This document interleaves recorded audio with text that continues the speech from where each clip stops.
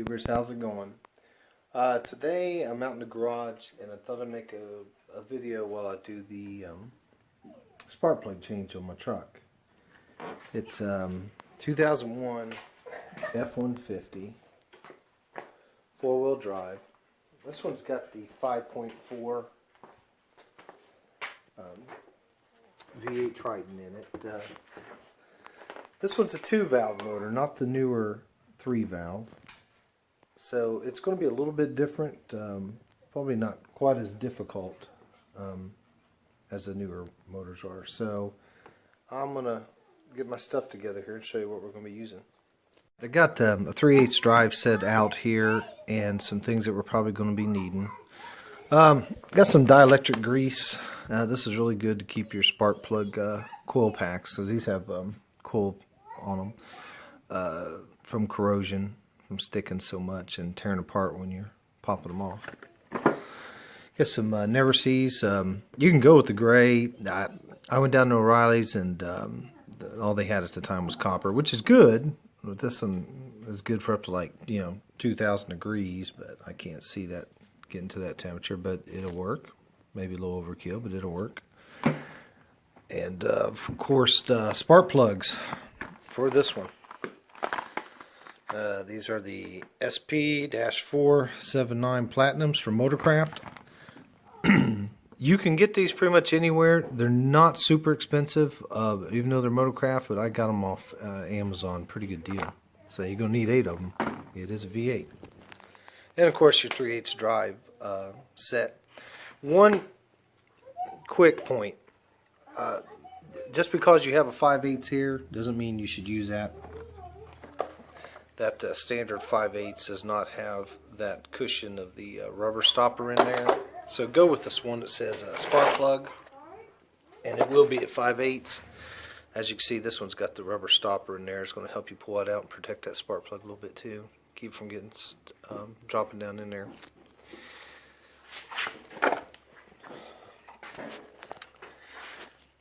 Being a V8, you're going to have 4 on each side.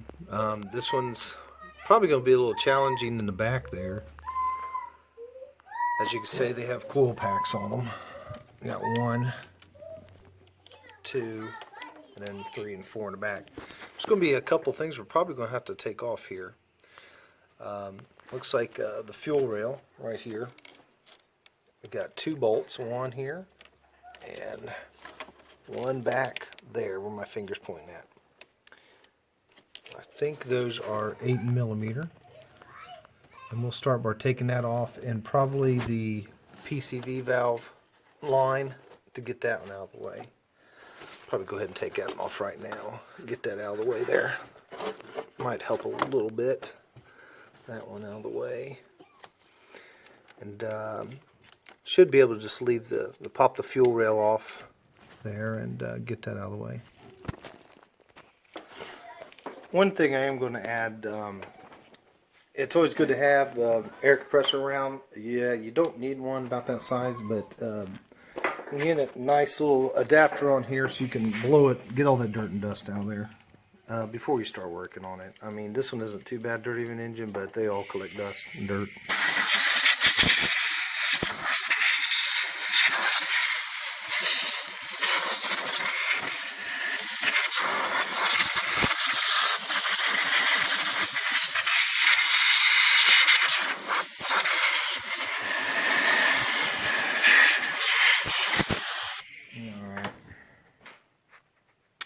I was right, this is a 8mm socket.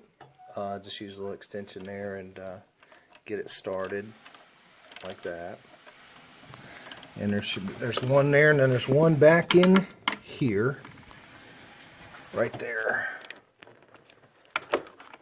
They weren't on too hard at all, so I'll just get them started and probably just get them out with my finger. And just be careful not to drop them down in there. Can't see where it hurt, but it'd be hard to find if you get them down in there too far. Getting those bolts off the fuel rail. I was able to lift these up, and as you pull up on that fuel rail, some of that fuel that's left in the line there is going to leak out. But as I can see, the first one second one, third one, and fourth one, they all come out. And you just kind of have to move this out of the way, and you've got to play with this in between pulling each one. I'm going to start on the first coil pack here. I don't know what size that is. I'm going to take a look here, but I think it's a 9/32. I'll let you know here in a minute. There's only one. Could be smaller. I don't know. Right, that bolt right there. There you go. It's that bolt right there. I'm going to tell you in just a minute here.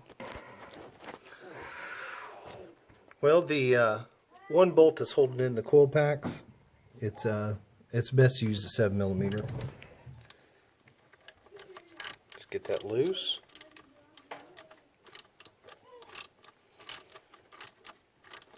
Like that.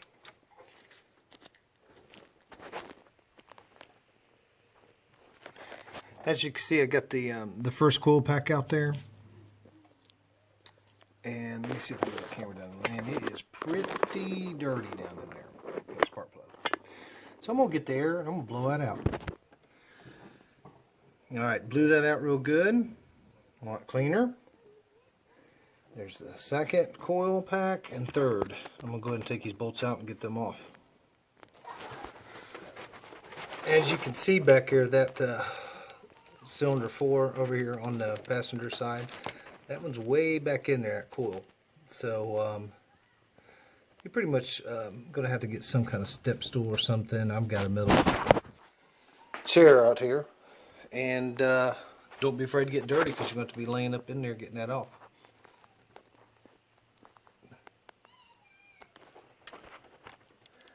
Okay, that was a pain in the butt, but we got the fourth one out. I'm going to take the air sprayer and spray them all out real good.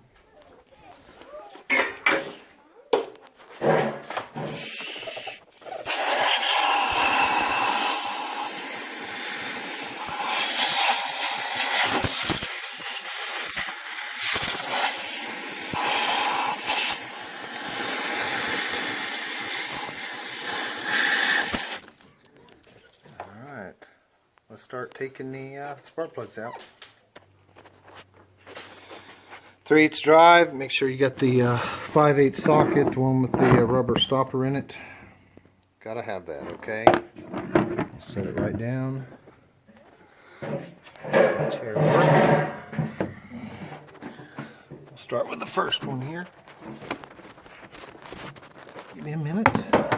For them spark plugs, I'd use 2 extensions, a long one and a short one. But we're taking the first one out now.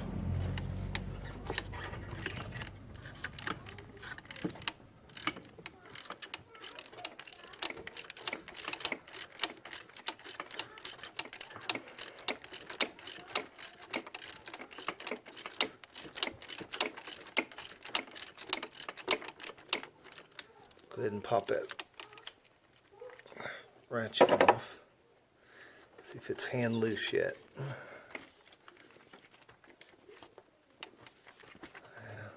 Maybe not quite. This truck's got 146,000 on it.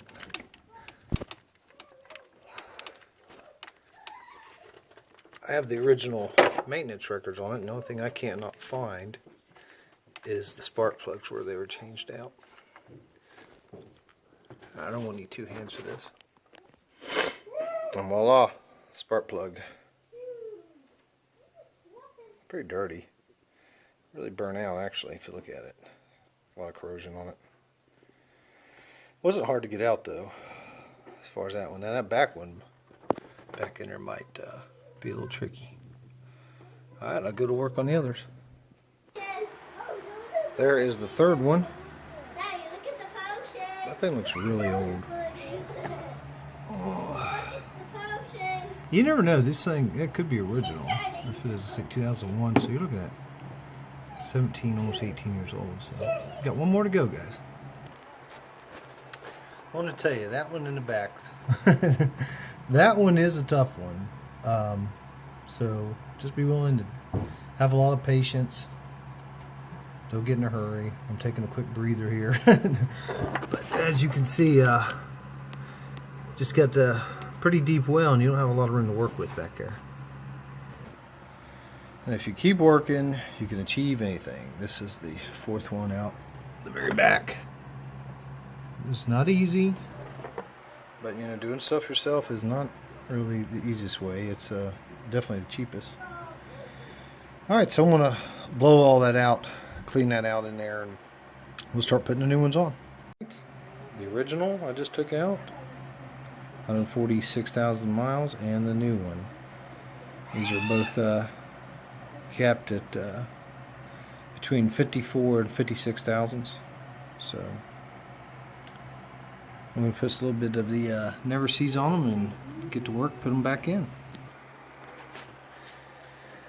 Alright. Move my chair over a little bit. Alright. There's the cylinder number one. I cleaned it out with a lot of air. A lot. Don't be afraid to clean it out. If you don't have air, I guess that'd be okay. But just try to clean it out the best you can with something. With the Never Sees on there, I'm going to start it by hand.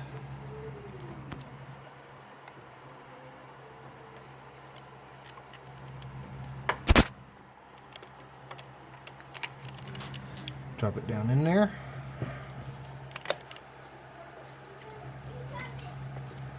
Now for these front ones, well,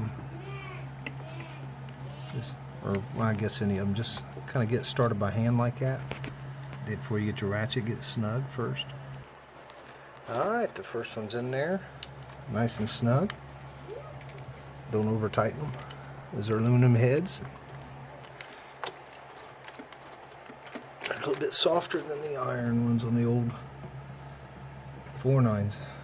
Alright, we'll go start with number two. First one's in there.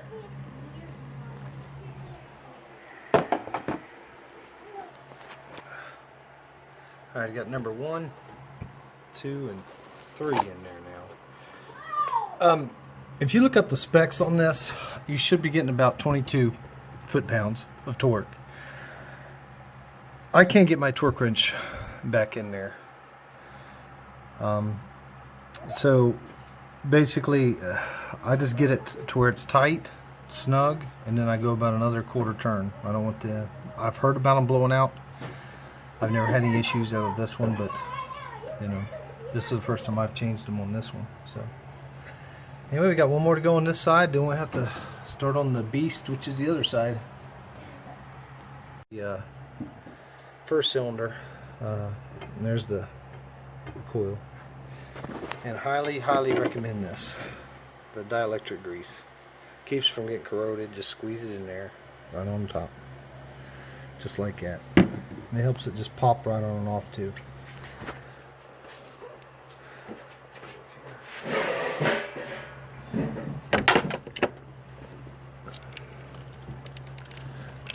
Alright, cylinder number 1.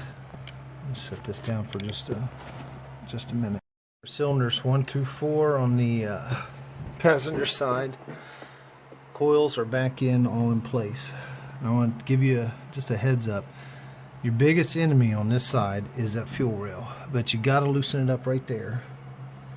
Those 2 bolts, because then you can work it, move it out of your way. Just make sure your injectors are clean, not a bunch of junk all over them. Get them cleaned up if they aren't, and just get them back into place. Okay. Once all the coils are in, then put those 7mm bolts back in. Hold them nice and snug. Take a look at anything that you may have bumped into. Get them back together. Like right here, I took my PCV valve line. I'm going to run it back under here.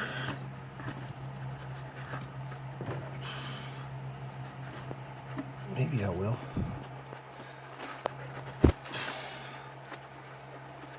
There we go. And there's a separate video out for that if you guys want to see the PCV valve. I got it on there. Pop that back on there. And I can see right here, yeah, that don't look normal. Vacuum line. And looks like I found the culprit right there. See if I can do this one-handed. I don't know if I can or not.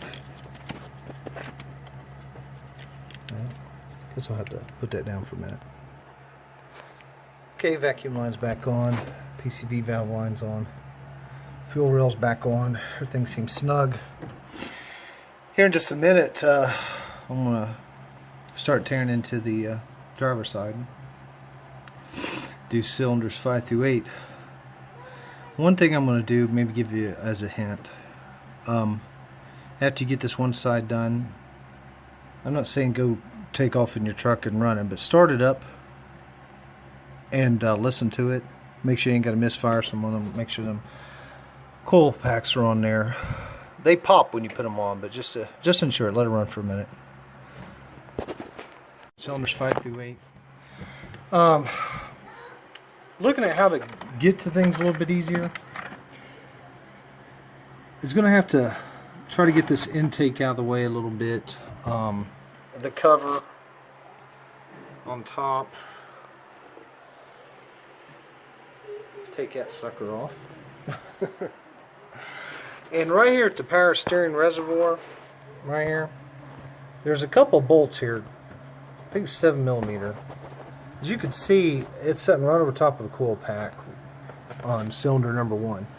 So I'm going to take these off because I think it'll be a lot easier to get to if we do. I don't see any way even getting to cylinder 1 if you don't take this off. Looks like it's just a bracket that holds the reservoir still.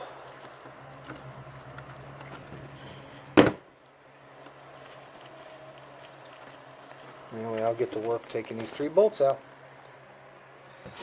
Okay, taking 3 bolts out.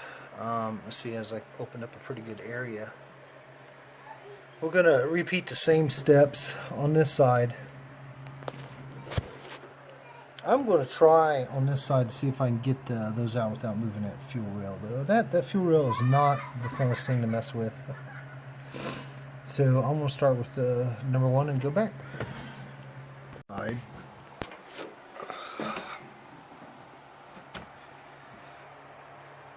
Taking off the bracket from the power steering reservoir really helped. I thought I was going to be able to get it off, you know, the coil packs out without messing with the fuel rail, but that's about impossible. So I took the fuel rail loose. When I did that, you can see right there at the top of the injectors, right there, the O-rings are missing. Well, they're not really missing, they're just stuck up inside the fuel rail. So I've got to get a screwdriver and pry each one of them off. The coil packs and everything are back in, the spark plugs or anything. So get to work on this fuel rail and finish up. Back together.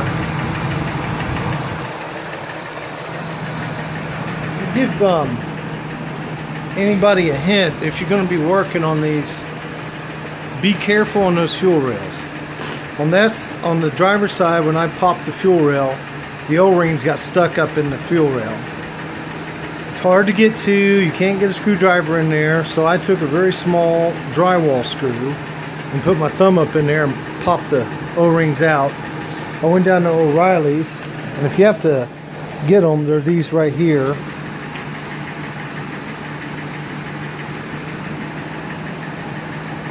Two 74571s, and they'll fit right in there. Well, that's it. I've just got to button everything up. It's a chore, it's a job, but it could save you a lot of money. Someone told me it's like $400 or $500 now to have these things done up at Ford. So if you have any questions, or just hit me up, I'll answer them if I can. Take care.